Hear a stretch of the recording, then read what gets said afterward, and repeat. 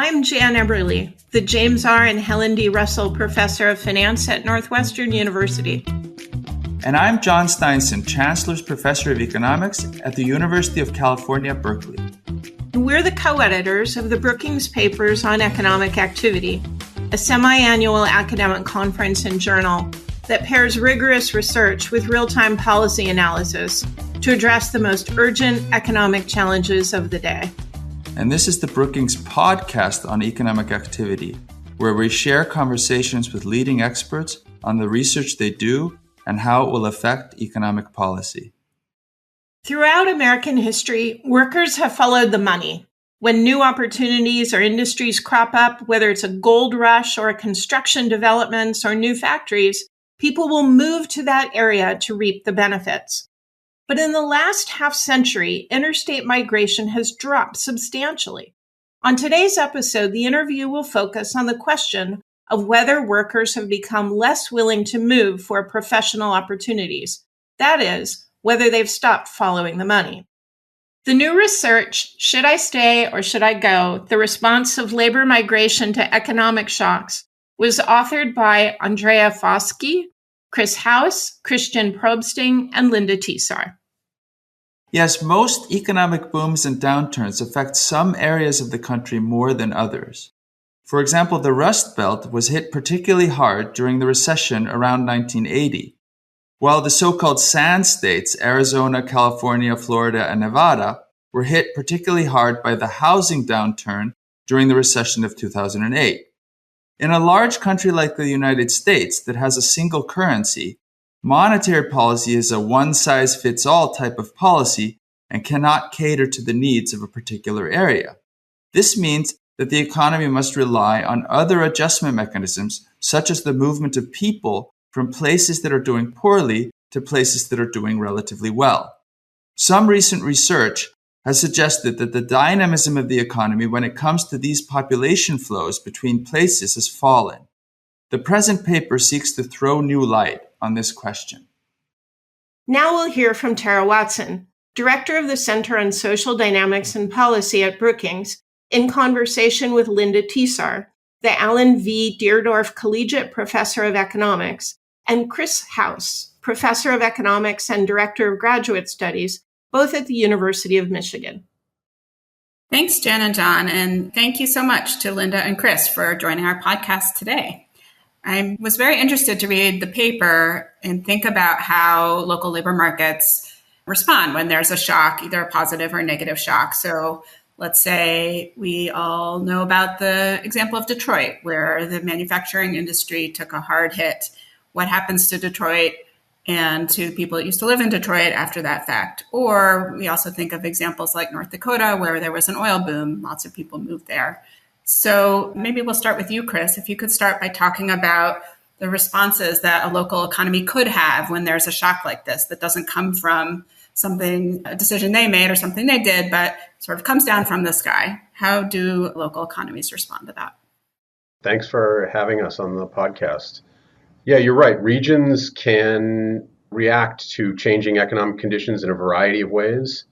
If labor demand increases, then businesses in those regions, they typically start looking for new workers. And where are these workers going to come from? So they could come from the unemployed workers in the region itself, local pool of unemployed workers. It could be that you tempt people who previously weren't actively engaged in the labor market to now start working. This is what labor economists sometimes refer to as the labor force participation rate. Or it could be that you tempt people to relocate, to move into a region that's doing particularly well, to move into that region from somewhere else. That is, labor could migrate. The North Dakota example that you mentioned, that's a very, very dramatic example. They find oil deposits there, and then in the towns nearby, you had populations in those towns just skyrocketed as these new workers arrived. Now, of course, you can have exactly the opposite reaction as well. So you mentioned Detroit. Another example might be as let's say the steel industry in the United States has contracted gradually. There's going to be a lot of towns in Pennsylvania that have experienced a steady outflow of workers. And those people and their families, they all leave just because there aren't any jobs there anymore. Yeah, that's really what the paper is all about. It's about the extent to which workers take this third adjustment margin, changing their location, migrating from one region to the next, looking for better economic conditions. Yeah, and I've seen several presentations over the years where there's, I would say, a fair amount of hand-wringing from economists about the declining migration patterns in the U.S. People are less likely to move than they used to be, it seems. So, Linda, maybe you could talk us through the work that's existed on this topic and related topics and how that sets up the jumping off point for what you're going to do in this paper. Yeah, I think the jumping off point for us was a Brookings paper, actually, by Blanchard and Katz in 1992. And they do a similar kind of exercise where they look at employment growth at the state level. And they find that states that experience relatively high employment growth also tended to have low unemployment, high wages, and positive in-migration. And in fact, one of the takeaways of their paper that I think was kind of the standing wisdom for a long time was that labor migration was actually the main way that regions adjusted to shifts in labor demand. I think things shifted over time, and in part it shifted over time because when we look at different subsamples of data, which we do in our paper too, you can see that that responsive labor mobility has changed somewhat over time. Although when we take the sample of data up to the most recent data, we basically reaffirm the Blanchard and Katz finding that about 60% of the employment response can be explained by the labor migration response. So I think we kind of reaffirm what Blanchard and Katz do. We extend what they do because we have more data, but also we look at a number of different, what we call identified shocks, which we could talk about more, but that's sort of the launching point for our paper. Great. So maybe we'll just jump right into those identified shocks. So we don't want to get too technical for our audience here, but I do think it's interesting to think about how we might measure a change in labor demand, because we have a little bit of a chicken and egg problem here, right? If an economy is doing well, people move there, but also maybe the fact that people are moving to a place might cause the local economy to do well or to do poorly if they're moving away. So it's important to separate out the chicken from the egg here, and economists have ways that they've tried to do this, including the Blanchard and Katz paper that you mentioned and others. So maybe you could tell us a little bit about the specific shocks that you use or how you try to get at this causal effect of a labor demand shock. So you're absolutely right. What you're describing is a chicken and egg problem. This is a problem that runs through all of empirical economics. All of the graduate students at the University of Michigan are constantly looking for good natural experiments or good instruments to try to tease out a causal effect, to get around this chicken and egg problem. Our approach is to use what economists refer to as instrumental variables. This is a statistical technique that focuses on specific changes or shifts in the economy that we think are proxies for changes in regional labor demand. So one of them, you might guess from your earlier comments about the auto industry and its effect on labor demand in Detroit, one of them that we use is an industry shift measure where we look at changes in aggregate industry demand and then look to see whether regions that specialize in that industry, like Detroit, experience a shift in labor demand. Another instrument that we look at is to look at regional changes in demand caused by national changes in military spending. So there's some areas in the country, if you think that the Department of Defense decides to spend a whole bunch of money on fighter jets, well, who makes fighter jets? Boeing. And where are they located? They're located in the Pacific Northwest, and so labor demand in the surrounding areas will be more affected than it would be compared to Kentucky, for instance. We also look at the response to labor markets following the so-called China shock, which is attached to China's entry into the World Trade Organization. As China has expanded, imports from China have put a lot of pressure on industries that compete in those products. And you can identify regions of the country that are more heavily affected by the China shock than those that aren't. And the last thing we use a measure based on house price changes. This was following the Great Recession. When the housing market collapsed, house price changes were not experienced uniformly and evenly across the country. There were some regions where the effects were particularly pronounced, and you can also use that as an instrument. Fortunately for us, all of these instruments point in the same direction.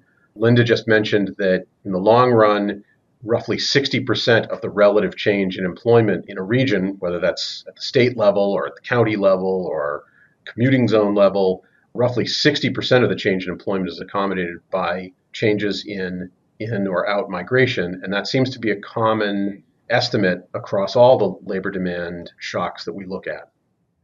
That's surprising in a way to me because these shocks all happened in different industries or two different industries. They happened at different times. So it's pretty remarkable that that's so persistent as a finding. I think your reaction is absolutely correct.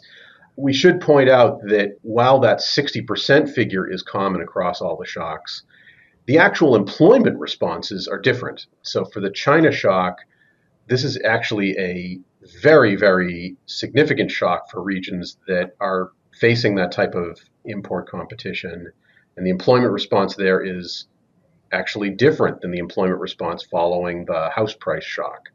So I guess the way you would think about Linda's 60% figure is to say, once I tell you that there's been an X percent change in employment, 60% times X is accounted for by migration. But the actual change in labor in employment, the overall change in employment does differ across these shocks, as I think you would anticipate. So, Linda, one way that things might differ is some of the shocks we're talking about are positive and some are negative, as we've talked about. Could you talk about what you found when you tried to think about those as two distinct phenomena? Absolutely. So what we find, and this is consistent with what other people have found as well, looking at this data, is that most of the change in population comes from changes in the number of people coming in rather than changes in the number of people going out. So one way to think about that is it's almost as if there's a set of workers that are potentially mobile. And when shocks come along and they're thinking about where to relocate, they're the ones that make the decision where to go. And it's this group that makes most of the adjustment. Following a localized economic downturn, there's an increase in outmigration, but it's not as big as this in-migration effect. And I think it's important to emphasize that this was something that we saw during the Great Recession, and it led to some kind of differences in interpretation of the data. And what we saw there was a decline relative to trend in people moving from places like Michigan or Ohio to places like California or Arizona. Typically, over the long span of history, people have been leaving the Midwest to go to sunnier places like California and Arizona. But what you saw in the aftermath of the Great Recession is that California and Arizona were hit particularly hard by the real estate crisis. And this had negative spillover effects to the local economy there. And this discouraged people from relocating to Michigan. So it's really important to disentangle the in-migration and the out-migration and to disentangle the movements around trend relative to trend. Yeah, that's very interesting. I also saw in your paper that it's largely driven by young people moving. So that seems consistent with this idea that people are just coming to an area because they're sort of looking across the country and thinking about where's the right place for me to go right now. That's correct. Now, to be clear, our study, at least at this point in time, we don't track individual workers. So we can't say that this is what educated workers do. But what we can do is we can say in counties or locations where a higher fraction of the population has higher education, higher incomes, or other characteristics, we can characterize to what extent do those counties have different or those regions have different labor mobility responses relative to other regions. I was also going to ask you about one thing that wasn't in the paper, probably for the same data limitation you just mentioned, which is I'm personally very interested in immigrants moving around the country internally. And George Borjas has this famous line about immigrants greasing the wheels of the labor market, where immigrants are doing a lot of the mobility. And in contrast to some of what we've heard about more educated US-born people, for immigrants, it seems that regardless of education, immigrants tend to be more mobile. And I wonder how you think that the importance of immigrants in our labor force generally contributes to what you're finding in the paper. Yeah, it's a great question. And it's not surprising that I think a lot of people think exactly about this question because immigration is just constantly in the news now. As you said, our paper doesn't focus directly on the distinction between international immigrants to the United States and how their migration patterns within the United States differ from workers that are born in the United States. We don't have that breakout. I think Linda mentioned a moment ago that on the whole, for the data that we do have, it's the workers that are more highly educated, higher income, to an extent workers who are in cities. Those are the workers that seem to be most mobile, most likely to respond to these economic fluctuations, these regional economic changes, which is not to say that lower income, lower educated, urban people don't respond. They do. They just respond a little bit less. Just speaking for myself, I suspect that most international immigrants are indeed more mobile, more responsive to economic shocks. And this is absolutely something that we're going to be looking at in the very near future. And I think other researchers should be looking at as well. It's a very important component of our work, which we haven't resolved at this point. As we go back to the big picture of this paper, I'm hoping that you each can tell me what you hope our listeners today will take away. What would you like them to go home and talk about at their dinner table tonight? What did they learn from this work? I think there's two things. One is, it's going to sound nerdy, but I'm going to try to make it not sound nerdy, is that it's important to distinguish between migration patterns and trends from what we call the elasticity of the migration response. So one could have long-run trends in population movements, but we're trying to distinguish from that what is the responsiveness, and we're looking at a business cycle frequency to shifts in response to shocks. And I think the two things can be going on at the same time. You can have long-run trends that are pushing one way, and then you can ask around those long-run trends, what's the responsiveness? And what we think we find in our paper is, despite the fact that we've seen the long-run migration rate or the movement across state lines, for example, falling over time, we're seeing a fairly robust and constant elasticity. In other words, the responsiveness of the market to localized shocks seems to be fairly constant. So kind of reconciling those two things is what we think people should have in mind and what we hope our paper contributes to. And I think more broadly, when we think forward to what we want to better understand is, the U.S. economy has been changing over time. Our industrial structure has been changing over time. Manufacturing is less important than it used to be. Services are more important. And that's going to mean the kinds of shocks that the economy experiences are going to look different. And so we want to better understand, as the economy is shifting over time, what's the role of labor mobility and the ability of the labor market to adjust? How has that changed over time? I guess an extreme version of that is, if there comes a point where we're all working from home, then we'll be wherever they are and they don't have a lot of incentive to move. Yes, and woe to the researcher that's going to try and track where we work and how we work and the location of our work. That's going to be really tough going forward. Yeah, just incidentally, I should mention our data actually leaves off just as the pandemic drops on us. So people are constantly asking about remote work.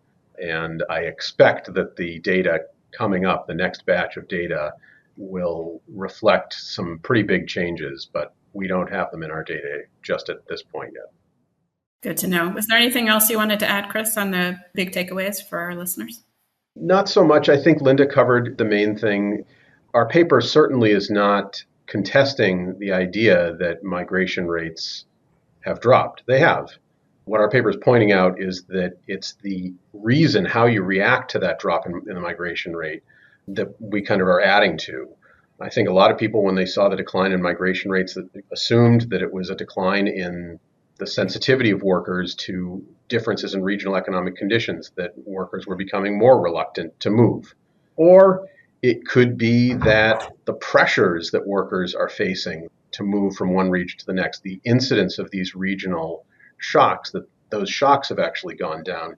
And our work suggests that it's actually more the latter. The workers seem to be just as responsive to wage differentials and the availability of jobs from one region to the next, seem to be just as responsive to those differences today as they were in the past.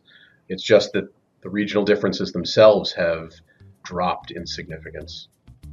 Great. Well, thank you both so much for joining us today. Thank you. Thank you.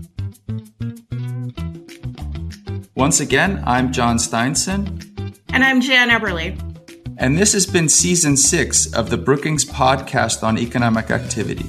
Thanks to our guests for this great conversation, as well as a big thanks to all the BPA authors and Brookings experts who joined the podcast this season. Be sure to subscribe to get notifications when we launch Season 7 in October 2025. The Brookings Podcast on Economic Activity is produced by the Brookings Podcast Network. Learn more about this and our other podcasts at brookings.edu/podcast. Send feedback to podcasts@brookings.edu and find out more about the Brookings papers on economic activity online at brookings.edu/BPEA. Thanks to the team that makes this podcast possible: Fred Dews, supervising producer; Chris Miller, co-producer; Gaston Reboredo, co-producer and audio engineer. Show art was designed by Katie Maris, and promotional support comes from our colleagues in Brookings Communications.